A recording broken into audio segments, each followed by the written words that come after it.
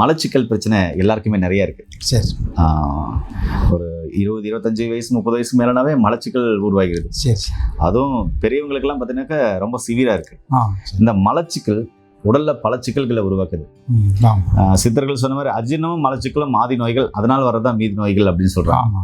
இப்போ அந்த மலச்சிக்கலை சரி பண்ணணும்னா பாரம்பரிய முறைப்படி நீங்கள் என்னென்ன மாதிரியான மருந்துகள் மக்களுக்கு கொடுத்துருக்குறீங்க? மலச்சிக்கல் வருதுன்னா முதல்ல மருந்துகளை விட அவங்க கொஞ்சம் கவனமாக உணவு இருக்கணும். அதிகமாக அசைவம் சாப்பிட்றவங்களுக்கு மலச்சிக்கல் வரும். தண்ணி சரியாக குடிக்காமல் தாகம் எடுக்கும் போது மட்டும் கொஞ்சமாக குடிச்சிட்டு விடுறவங்களுக்கு மலச்சிக்கல் வரும். நல்ல தண்ணி குடிக்கணும். நிறைய தண்ணி குடிச்சோன்னா பெருங்குடலுக்கு நீர்ச்சத்து அதிகமாகி மலத்தை வெளியேற்றக்கூடிய தகுதி உண்டாகும். அடுத்து உடம்புல துவர்ப்புத்தன்மை குறையும் பொழுது பெருங்குடல் இயக்கம் சீராகாது. துவர்ப்புத்தன்மையுள்ள மாதுளம்பழம் இந்த மாதிரி சில மலச்சிக்கலை நீக்கக்கூடிய நார்ச்சத்துள்ள உணவுகள் இதெல்லாம் சாப்பிடும் பொழுது மலச்சிக்கல் நீங்கும் அவங்களுக்கு. அதுக்கு மீறி அவங்களுக்கு உணவில் மலச்சிக்கல் நீங்கலை, ரொம்ப குடல் பலவீனம் ஆயிடுச்சு அப்படின்னா நாங்கள் மலச்சிக்கல் நிவாரண பொடின்னு ஒன்று செய்கிறோம். மலச்சிக்கல் நிவாரண பொடி. இந்த பொடியில் நிலாவரை, சூரத்தாவரை, சிவதை, சுக்கு, மிளகு, ஓமம், வாயு விலங்கம், கறிவேப்பிலை இந்த மாதிரி பொருள்லாம் போட்டு நாங்கள் ஒரு நல்ல மலச்சிக்கல் பொடி செய்கிறோம். இந்த மலச்சிக்கல் பொடியை இரவில் படுக்கும் பொழுது ஒரு ஸ்பூன் எடுத்து 1/2 டம்ளர் வெந்நீரில் போட்டு குடிச்சிட்டோம்னா காலையில் நல்லா மோஷன் போயிடும். இது அது மட்டுமல்ல, இது கபத்தையும் நீக்கும், பித்தத்தையும் கொண்டு வந்துடும், பித்த நீர்களையும் வெளியேற்றிடும், வயிற்றுல இருக்கக்கூடிய அமிலத்தன்மையும் குறைச்சிரும், எல்லாமே நிறைய நோய்களையும் தணிக்கக்கூடியது. அதனால இந்த பொடியே கொடுப்போம். சில பேர் இது இனிப்பா இருந்தா தான் நல்லா இருக்கும்னு சொல்லுவாங்க. அவங்களுக்கு சுகபேதி அல்வா. சுகபேதி அல்வா. ஆமா, சுகபேதி அல்வாங்கிறது குல்கந்து சேர்த்து அதுல கடுக்கா பிஞ்சு, கரிசாலை, பூமி சர்க்கரை, அதிமுதம் இந்த மாதிரி பல பொருட்களை போட்டு நாம் சுகபேதி அல்வா செய்கிறோம்.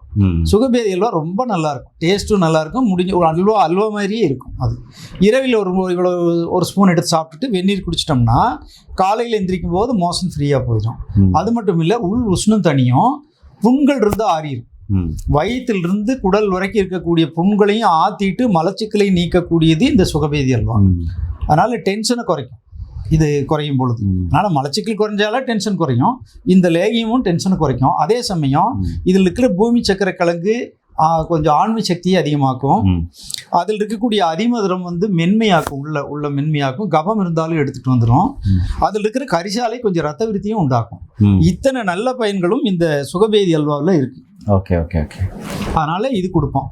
இதுக்கு அடுத்தபடியாக கடுக்காய், நெல்லிக்காய், தானிக்காய்னு 3 எல்லாத்துக்கும் தெரிஞ்ச ஒரு விஷயம். இது ஆயுர்வேதத்தில் மிக பிரபலமாக அது கொடுத்துட்ருப்பாங்க. நம்ம சித்த மருத்துவத்துலேயும் திருவிழா சூரணம்னு இருக்குது. அந்த திருவிழா சூரணத்தையும் இரவில் படுக்கும் பொழுது துவர்ப்பு தேவைப்படுறவங்களுக்கு, சில நோயாளிகளுக்கு துவர்ப்பு நிறைய தேவைப்படும், அதே சமயம் மலச்சிக்கலும் நீங்கணும். அந்த நேரத்தில் திருவிழா சூரணத்தை இரவில் படுக்கும் பொழுது ஒரு ஸ்பூன் எடுத்து 1/2 டம்ளர் வெந்நீரில் சாப்பிட்டுட்டு படுத்தோம்னா அது மலச்சிக்கலை நீக்கிடும். அதோடு அது நீண்ட நாள் திருவிழா சூரணம் சாப்பிட்டுட்டு வந்தால் உடம்புல இருக்கிற கொலஸ்ட்ரால் குறைஞ்சிரும். இது அனுபவமான உண்மை. ஆனால் தொடர்ந்து சாப்பிடணும். இரவில் தொடர்ந்து வெந்நீருடன் திருவிழா சாப்பிட்டுட்ருக்கணும். அதே சமயம் அதே திருவிழாவை காலை இரவு நெய்யில் 1/2 ஸ்பூன் சாப்பிட்டுட்டு இருந்தால் கண் பார்வைக்கு பலத்தை கொடுத்துட்டே இருக்கும், கண் குளிர்ச்சியாக இருக்கும். அதே சமயம் உடம்புலையும் வயிற்று புண்கள் உருவாகாமல் பார்த்துக்கும் நெய்யில் சாப்பிட்டா. அதே திருவிழா சூரணத்தை தேனில் 1/2 ஸ்பூன் காலை இரவு சாப்பிட்டாச்சுன்னா வயிறு பெருசாக இருக்கிறவங்களுக்கு வயிறு குறைஞ்சிட்டு வரும். ஆனால் இது தொடர்ந்து 6 மாதம் சாப்பிடணும். சாப்பிட்டே இருக்கும்போது நற்பலன் உண்டாகும்.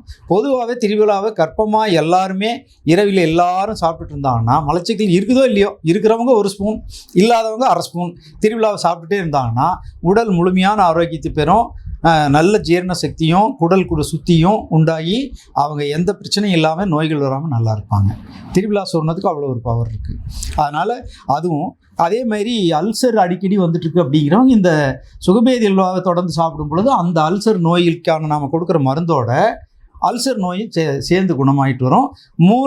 மூல நோய் வராமல் தடுக்கும்.